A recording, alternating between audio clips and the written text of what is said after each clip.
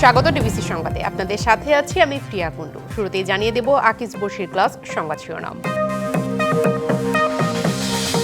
শিল্প কারখানায় চাহিদা মতো গ্যাস ও বিদ্যুৎ দিতে পারছে না সরকার।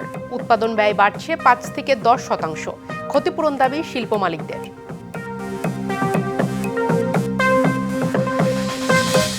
দেশে অসহনীয় লোডশেডিং নেই, দাবি জ্বালানি উপদেষ্টার।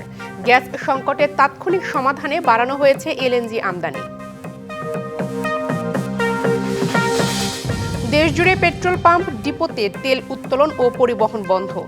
১০ দফা দাবিতে ধর্মঘট চলবে দুপুর ২টা পর্যন্ত।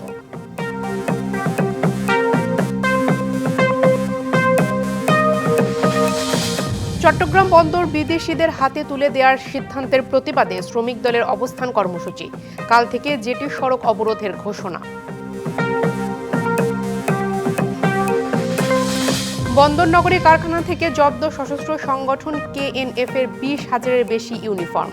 গ্রেপ্তার ৩, গুরুত্ব দিয়ে খতিয়ে দেখার তাগিদ বিশ্লেষকদের।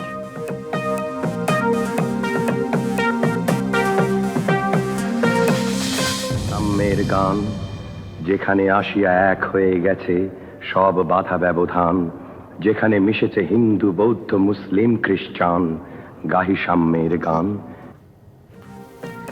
এবং নানা আয়োজনে কাজী নজরুল ইসলামের ১২৬তম জন্মবার্ষিকী উদযাপন।